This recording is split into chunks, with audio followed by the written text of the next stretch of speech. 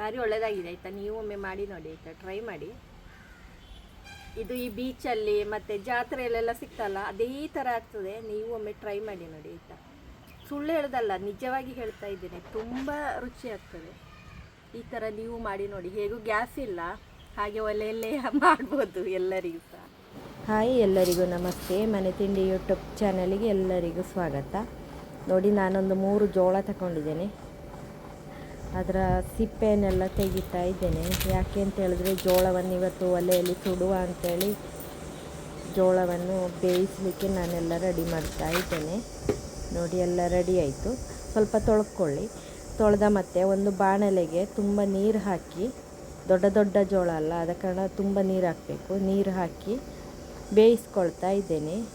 ಇದಕ್ಕೆ ಸ್ವಲ್ಪ ರುಚಿಗೆ ತಕ್ಕಷ್ಟು ಉಪ್ಪು ಹಾಕ್ಕೊಳ್ಳಿ. ಚೆನ್ನಾಗಿ ಕುದಿ ಬರಬೇಕು. ಈಗ ನೋಡಿ, ಜೋಳ ರೆಡಿಯಾಗಿದೆ. ಈಗ 3 ಜೋಳವನ್ನು ನಾನು ತೆಗಿತಾ ಇದ್ದೇನೆ ಬಾಣಲೆಯಿಂದ. ನೋಡಿ, ಈಗ ಜೋಳ ರೆಡಿಯಾಗಿದೆ. ಇದನ್ನು ಬದಿಗಿಡುವ. ಈಗ ನಾವು ಇದಕ್ಕೆ ಮಸಾಲೆಯನ್ನು ರೆಡಿ ಮಾಡ್ಕೊಳ್ಳುವ. ನೋಡಿ, ಇದು ಮೆಣಸು, ನಾನು ರುಬ್ಬಿದ ಮೆಣಸಿದ್ದು. ನಿಮ್ಮ ಹತ್ರ ಹುಡಿ ಇದ್ದರೆ ಹಾಕ್ಕೊಳ್ಳಿ. ಹಾಗೆ 1.5 ಸ್ಪೂನಷ್ಟು ಮೊಸರನ್ನು ಹಾಕ್ಕೊಳ್ಳಿ. ಅರ್ಧ ಸ್ಪೂನಷ್ಟು ಚಾಟ್ ಮಸಾಲೆಯನ್ನು ಹಾಕ್ಕೊಂಡು ಚೆನ್ನಾಗಿ ಮಿಕ್ಸ್ ಮಾಡಿ. ಹಾಗೆ ರುಚಿಗೆ ತಕ್ಕಷ್ಟು ಉಪ್ಪನ್ನು ಹಾಕ್ಕೊಳ್ಳಿ. ಈಗ ರೆಡಿಯಾಗಿದೆ.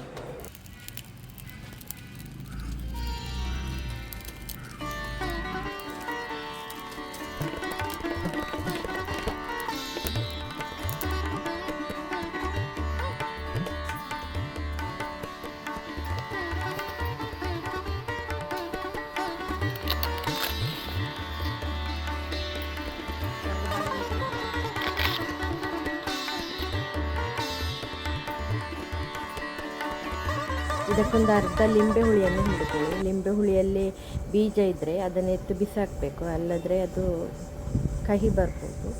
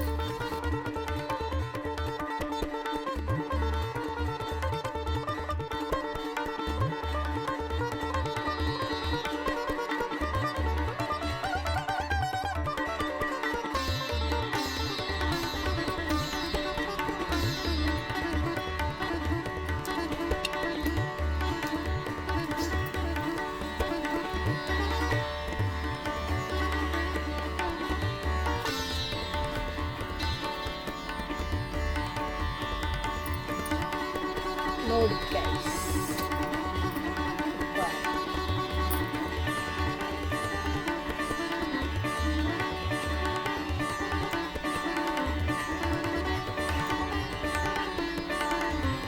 ಜೋಳ ತಿನ್ನೋದೇ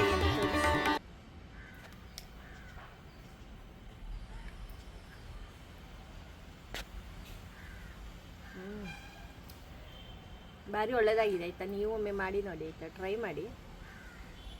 ಇದು ಈ ಬೀಚಲ್ಲಿ ಮತ್ತು ಜಾತ್ರೆಯಲ್ಲೆಲ್ಲ ಸಿಗ್ತಲ್ಲ ಅದೇ ಥರ ಆಗ್ತದೆ. ನೀವು ಒಮ್ಮೆ ಟ್ರೈ ಮಾಡಿ ನೋಡಿ ಆಯಿತಾ. ಸುಳ್ಳು ಹೇಳೋದಲ್ಲ, ನಿಜವಾಗಿ ಹೇಳ್ತಾ ಇದ್ದೇನೆ, ತುಂಬ ರುಚಿ ಆಗ್ತದೆ. ಈ ಥರ ನೀವು ಮಾಡಿ ನೋಡಿ. ಹೇಗೂ ಗ್ಯಾಸ್ ಇಲ್ಲ, ಹಾಗೆ ಒಲೆಯಲ್ಲೇ ಮಾಡ್ಬೋದು ಎಲ್ಲರಿಗೂ ಸಹ. ಹಾಗೆ ನೋಡಿ.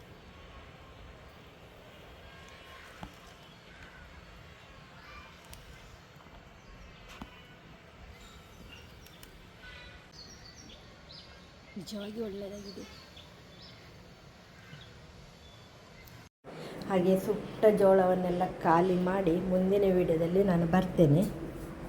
ಇವತ್ತಿನ ವಿಡಿಯೋವನ್ನು ನಾನು ಇಲ್ಲಿಗೆ ಮುಗಿಸ್ತಾ ಇದ್ದೇನೆ. ಇನ್ನೊಂದು ಹೊಸ ವಿಡಿಯೋದೊಂದಿಗೆ ಮತ್ತೆ ಬರ್ತೇನೆ. ಎಲ್ಲರಿಗೂ ಧನ್ಯವಾದಗಳು.